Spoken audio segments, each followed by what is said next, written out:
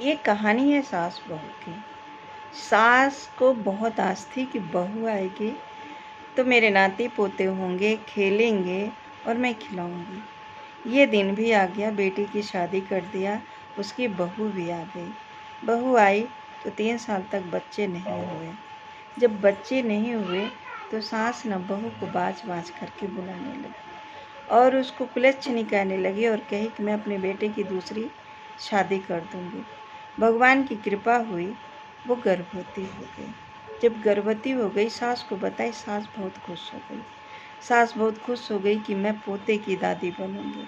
बहू को एक काम भी नहीं करने देती थी, केवल बहू आराम कर दो। बहू कहती थी, क्यों माँ, इतना आराम करके करूँगी क्या? नहीं, मुझे बस पोता चाहिए, पोते का मुंह देखना है। तू जो कहेगी वो ला के दूँगी, लेकिन तू आराम कर, बस मुझे मेरा एक पोता दे दे। वो कही ठीक है, लेकिन एक चुनरी लेके आई सास। चुनरी लेके आई और उसको कही, ये 9 महीने तुम अपने पेट पर लपेटे रहना। बहू बोली कि अरे, मैं ये 9 महीने तक कैसे पेट पर लपेटूंगी इतनी गंदी चुन्नी। वो सोची, लेकिन 2-4 दिन लपेटी। उसके बाद एक दिन बाहर जा रहे थे बहू बेटे, तो सास ने बोली, बेटा तूने चुन्नी लपेटी है ना? तो सास बहू की जो बहू थी ना, सास की बात तो टाल नहीं सकती। बोली, पति के साथ बाहर जा रही हूँ, कलेश करने से क्या फ़ायदा। ठीक है, लपेट ही ली।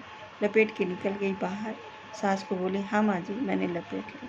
जब आई घर में और अपने कमरे के अंदर गई तो सास फिर दौड़ के गई। देखूं, बहू आराम कर रही थी, सो रही थी, लेकिन सास चुपके से देखी दरवाज़ा खोल के। हाँ, बहू चुनरी लपेटी है। एक दिन फ़ोन आता है कहीं से, बहू सुन लेती है। तो सास उस फ़ोन जो बहू जब सुन लेती है तो सास को कहते हुए कहती, मैं अभी आ रही हूँ। बहू पीछा करती है, कहती है कि देखो ये सास मेरी किससे बातें कर रही है और मेरे बारे में कि चुन्नी लपेटी है कि नहीं। मैं इसका पीछा करूँगी, क्या है इसका राज चुन्नी का। फिर उसके बाद एक दिन वो कहती, रोज़ लपेट लपेट चुन्नी, मतलब जी उब गया, उसको घर में काम नहीं करने देती थी सास, कि मुझे पोते का मुँह देखना है, कुछ तेरे को होना नहीं चाहिए। वो एक दिन अपने माँ को सास को बोली कि हम अपने माँ के घर जाते हैं। तो उसने अपने माँ के घर गई, सास ने इजाज़त दे दिया। माँ से जाते ही पहले एक दूसरी चुन्नी कर दवाई और वो चुन्नी लेके फिर 4-5 दिन के बाद अपने ससुराल आती है। सास बोली, अरे बहू तूने चुन्नी लपेट ली है?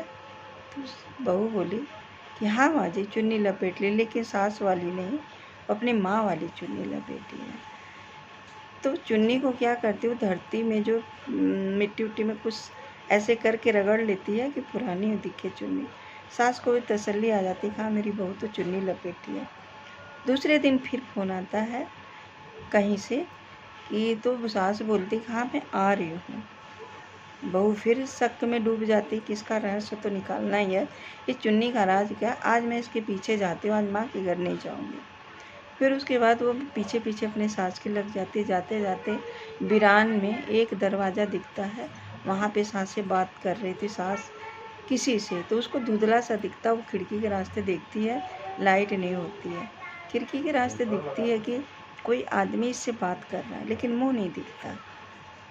फिर वो लाइट जल जाती है, सास अंदर जाती है, बातें करती है। जब लाइट जल जाती है तो खिड़की में देखती कि मेरी बहू खड़ी है।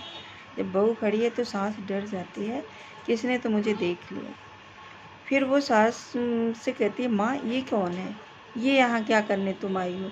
और वो देखती है सारे चुन्नी एक ही जैसे उस आदमी के पास है। वो आदमी होता है, आदमी के पास है। तो सास रोने लगती है कि बेटा आप किसी से मत बताना, ये मेरा रहस्य। तो सास कहती, नहीं माँ जी मैं बताऊँगी नहीं, लेकिन इसका रहस्य तो मुझे बताओ, ये क्यों आप यहाँ पे आए, इतनी सारी चुन्नियाँ क्यों लटकी हैं? बोलती, बेटा मैं जब अपने ससुराल आई तो मुझे औलाद नहीं हो रही थी। भगवान की कृपा से मुझे जब औलाद हुई तो मेरे जुड़वा 2 बच्चे हुए, एक तेरा पति है, एक ये है। तो गांव में लोग ताना मारने लगते थे। इसको शौक सजने का बहुत शौक था, साड़ी पहनने का, श्रृंगार करने का। तो इसको मैंने छुपते छुपाते अपने गांव से शहर ले आई। जब शहर ले आई तो इसको किसी को दे दिया अपनी इज्जत बचाने के लिए। तब से ये यहीं पे एक सहेली मिली, उसको दे दिया, उसको औलाद नहीं थी, कह रही मैं इसको ही लेके पाल लूँगी। जब इसको लेके पाल लूँगी तो वो उसको लेके आज तक पाल रही है, और ये जो कहता है वो बातें सत्य हो जाती हैं। तो इससे मैं मिलने हर दिन आती हूँ, और यही ने बताया कि तुम्हें बेटा होगा, ये चुन्नी 9 महीने तक रखना है इसके साथ। तो बहू की आंखों में आंसू आ गए कि माँ जी, जब आप मेरे भले के लिए ही कर रही हैं तो मैं किसी से क्यों बताऊँ। चलिए माँ जी, आज के बाद ये यहाँ पे नहीं रहेंगे, आज हमारे साथ ही रहेंगे। समाज का क्या, समाज तो बहुत कुछ कहता है।